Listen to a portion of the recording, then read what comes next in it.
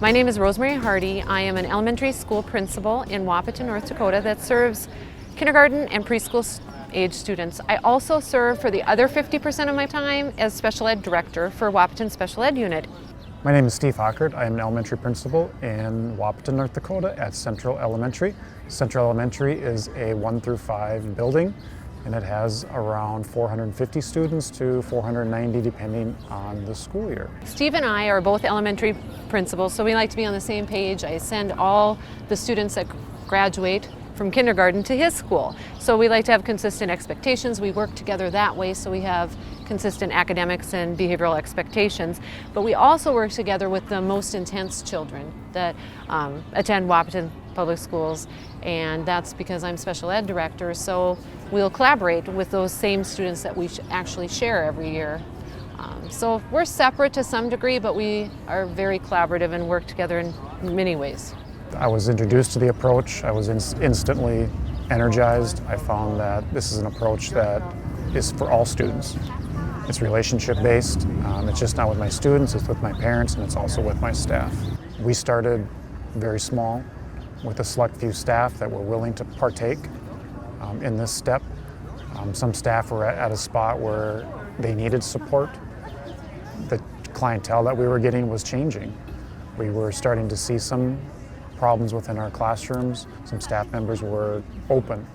They took the approach. It was one weekend, we had a 2-day training. They took it. They immediately came back and started implementing in their classrooms. I started hearing remarks from my staff immediately. The people that were doing it with fidelity, they would come to me and say, I'm just seeing a change, a journey in myself, but also a transformation in my students. And then it just kind of caught. Staff are wondering, well, what are you doing? What's different? And then from year to year, we would have a student that would maybe have a lot of behavior problems, and all of a sudden they would go to another grade level, and I would not see them. And that took recognition. Staff started to see that because we're in the same building. They would ask why Johnny or Susie is not always in the office, and what approach are you using? And for me, it became an instance where I was suffering so much at school. I was suffering so much with the extreme behaviors. It maybe hits home when I had a child due to maybe misuse of the playground equipment coupled with some rough play where they had fallen off a slide and they were transferred by helicopter to Fargo, North Dakota to the neo-NICU ICU and nearly died. And it became for my staff and for me that the status quo became scarier than transformation. And so we were just really, maybe there was some resistance at first, but we were just like, the way we were existing was so scary. The nurtured heart approach was easily accepted by my staff. So the optional training we offered, everybody showed up. All certified staff showed up. 3 years ago, when the playground accident happened, a near death, which is a principal's worst nightmare, death at school, I had 369 referrals to my office. Most of those were from the playground, a really tricky area. And this year, 2014-15 school year, I've had 2 incidences that somebody requested help on the playground with behavior. So it has been transformational to every area of our school. I think with Central being so large, 25 to 30 classrooms depending on the year and how many we need per grade level. So Central's journey has been a little bit longer when we talk about Rose's journey because it's a little bit smaller environment that we've had. So it took Central a lot longer to become trained, and my journey has taken a little bit slower also because of that. I continue to take trainings. I've become a certified trainer. I become stronger in the approach, and I feel much more confident in myself to coach other staff through these difficult times with the approach when they're open to it. What I notice, we track office referrals just like Rose does at Zimmerman. One area at Central that we've spent a lot of time on and at Zimmerman is training our teachers within our classrooms. And we track office discipline referrals from classrooms just in all parts of our building. But just to believe that I know that this approach works, all our teachers are trained, and our office discipline referrals this year are down 30% compared to last year at this point. this is a journey that we are all on in a transformation. And with that journey, and one area that we are continuing to notch it up is we trained our teacher assistants this year. Mrs. Hardie trained all of our teacher assistants at Central and Zimmerman in this approach.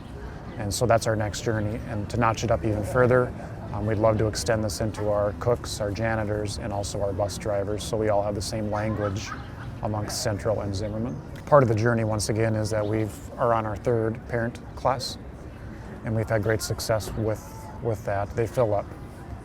And so we continue to train our parents, which we hope filters to other parents, and also to our community. We've had other programs in our community come to us and ask about the Nurtured Heart and ask for us to do presentations about it. So we continue to spread the word.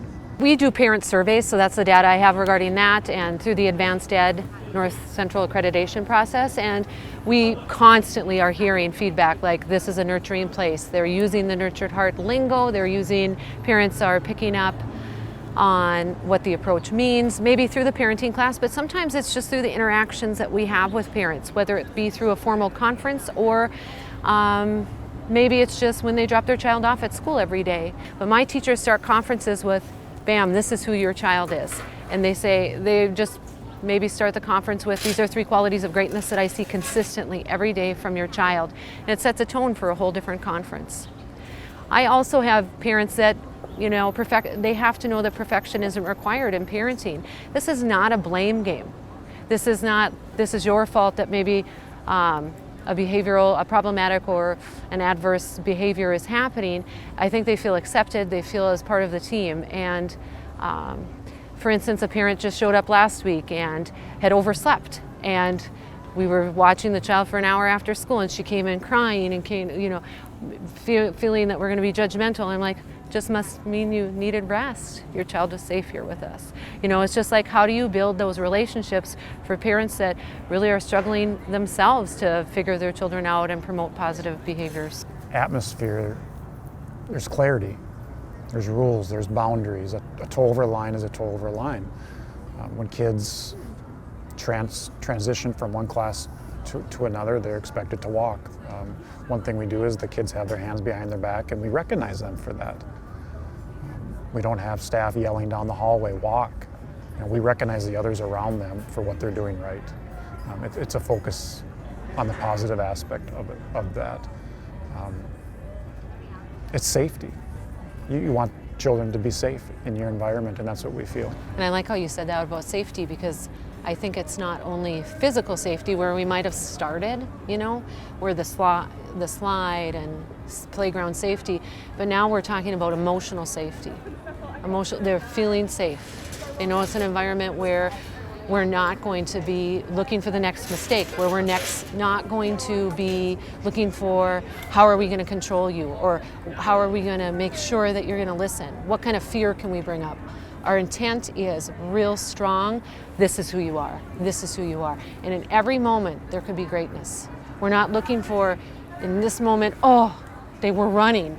We're looking for that moment where, hey, you're 5. You might want to twirl like a ballerina down the hallway. But right now, you saw me, reset yourself. And that's what we're going to recognize. So it is a culture where everyone feels safe, and we can talk about the kids, but my staff feel the same way. They don't feel like when we come in those classrooms, it's like, hey, what kind of greatness can I notice? It's not about, I'm going to mark you did this wrong, or I'm at your door, it's 8:05, you're showing up late. It's like, this is who you are. Look at how you've handled this. Look at how you handled that. And those recognitions bring us to higher levels of service, higher levels of academic achievement, higher levels of social and emotional learning, all of that, because everyone feels safe. And one way we've done that is through positive recognitions. We talk about Stand 2 within the Nurtured Heart approach is safety in our hallways. Kids, first graders would come out of the lunchroom, and it became a race to get to their locker, to get their stuff on and run outside. We had staff in the hallway.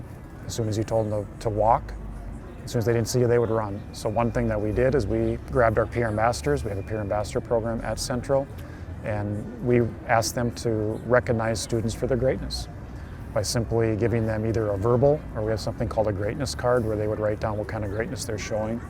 And the problem we have now is that they're not running, is that they're going so slow. because they want to show these peer ambassadors how great that they are. And they want to be recognized for their greatness. And so that's the power of positivity in my mind, is once you get that feeling, once you understand who you are and what greatness is, you want more of it. I guess the biggest impact in my school for peer relationships is, tattling is very, very common. And it's like, because that's usually where most of the energy comes. So-and-so pushed me. And now they're just raising their hand. I have greatness to report. I have this to report. They're like, they know that we're not available for non-greatness.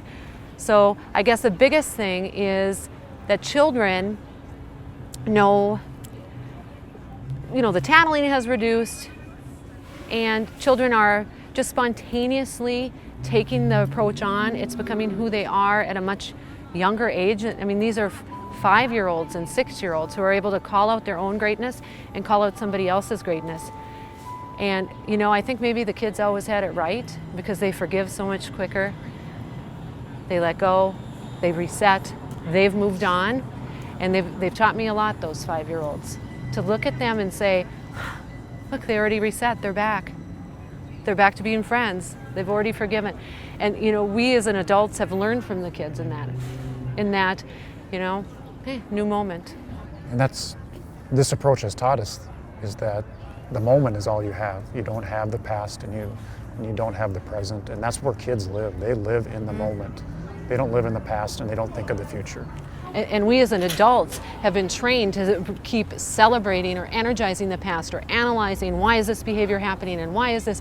And the children have been just so useful in reminding us, no, this is who I am right now.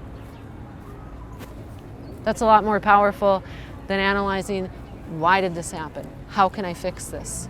And the approach, to me, for my teachers, as Rose mentioned a lot about, kids at time will tattle, and especially at the younger level, and it gives the teachers an approach to use of, okay, I recognize that, but I'm going to recognize you for your greatness.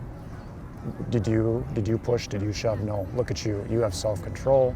You have the ability to keep your hands to yourself. They immediately perk up. So it becomes about them. It's not about the tattling piece of it.